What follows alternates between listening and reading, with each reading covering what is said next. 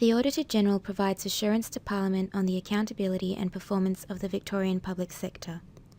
The Auditor-General conducts financial audits and performance audits and reports on the results of these audits to Parliament. On 29 May 2014, the Auditor-General tabled his Performance Audit Report, Access to Services for Migrants, Refugees and Asylum Seekers. Victoria is one of the most culturally diverse societies in the world. The 2011 census shows that just over 26% of Victoria's population were born overseas in more than 200 countries. Victoria accounts for around 30% of migrant settlement in Australia. The demographic profile of new arrivals to Victoria has changed significantly in recent years. In particular, there have been increased numbers of refugees and asylum seekers, often with complex and chronic health conditions arising from pre-settlement experiences.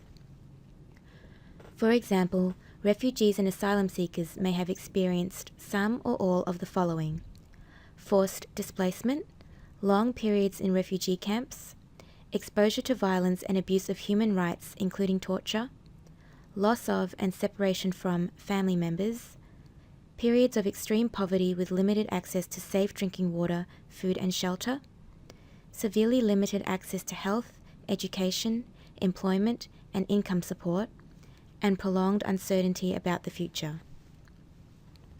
In doing the audit, our objective was to assess the accessibility of government services for migrants, refugees and asylum seekers.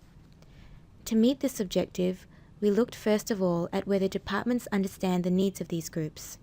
For example, do departments know the barriers that migrants, refugees and asylum seekers face in trying to access services? We looked at whether departments have in place strategies and actions to support access to services.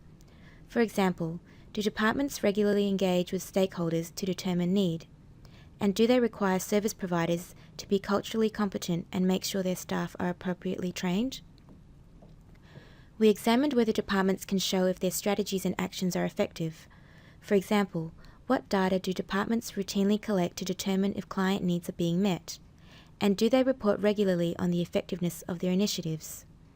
Finally, we looked at whether whole-of-government approaches are leading to informed and coordinated services. For example, do departments collaborate to provide coordinated and efficient services? And are departments held to account for their performance? And, if so, who does this and how is this done? The audit included 5 different departments and agencies: the Department of Health, or DH, the Department of Human Services, or DHS, the Department of Education and Early Childhood Development, or DEECD, the Office of Multicultural Affairs and Citizenship, or OMAC, and the Victorian Multicultural Commission, or VMC.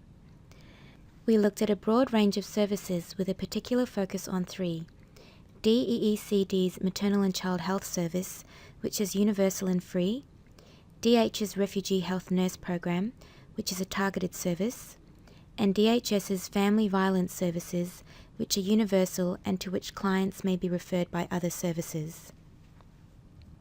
On the basis of the evidence we collected, we concluded that departments could be doing more to understand client need and assess whether it is being met. Departments are not being held sufficiently to account for their performance in multicultural affairs, and the whole of government structures and processes are not resulting in informed and coordinated service delivery. We found that departments generally understand broad multicultural principles such as cultural diversity. However, in their strategic frameworks, some departments incorporate migrants, refugees and asylum seekers into a broader pool of vulnerable groups. This means there may not be a consistent department-wide understanding of the particular and significant needs of these groups. We also found that while departments engaged with stakeholders, this was not coordinated within or across departments, leading to duplication of effort. While departments require cultural competency from service providers are not required to report on this. Under the Multicultural Victoria Act 2011, departments are required to have cultural diversity plans or their equivalent. Not all departments had current and comprehensive plans. Data limitations affect the capacity to plan adequately for new arrivals. For example, It is hard to obtain timely data from the Commonwealth about new arrivals. This makes it difficult to plan appropriately for services. It is difficult to estimate the numbers of people who relocate in Victoria. Census data is outdated. We know that migrant populations have significantly increased in some areas since the 2011 census. Data collected by service providers does not always capture whether clients are from a culturally and linguistically diverse background, and a lack of data regarding country of origin and year of arrival make it difficult to accurately capture service access and utilisation. We also found that departments report annually on outputs, not outcomes, and departments need to more systematically collect and analyse data to assess whether services are accessible, responsive and effective, including client feedback. Departments value the advocacy role played by the Office of Multicultural Affairs and Citizenship with the Commonwealth. However, there are gaps when it comes to whole-of-government coordination and oversight. There is currently no agency or mechanism to require departmental compliance with Victoria's new multicultural policy or to monitor and report on performance. There is evidence of some collaboration across departments, but this collaboration needs to be more consistent and systematic and linked to actions that improve service access and delivery. A more integrated approach to service provision is evident at the local level with particular programs. There is no statewide mapping of services to identify gaps or reduce duplication, and there is no overarching monitoring and reporting on service expenditure for these groups. The state has two key bodies with whole-of-government responsibility in multicultural affairs: OMAC, which is situated in the Department of Premier and Cabinet, and VMC, which is an independent advisory body reporting to the Minister for Multicultural Affairs and Citizenship.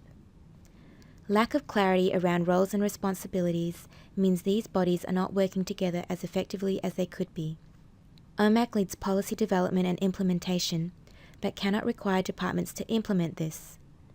VMC undertakes community consultations to identify issues, but its findings are not used by departments.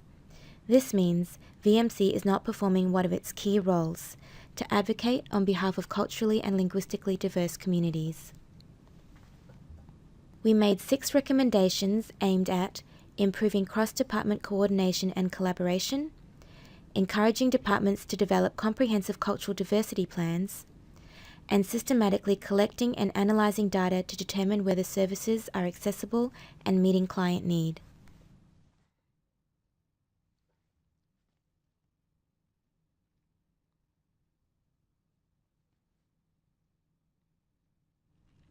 All our reports are available on our website. If you have any questions about this or other reports, or if you have anything else you would like to discuss with us, including ideas for future audit topics, please call us on 03 8601 7000 or contact us via our website.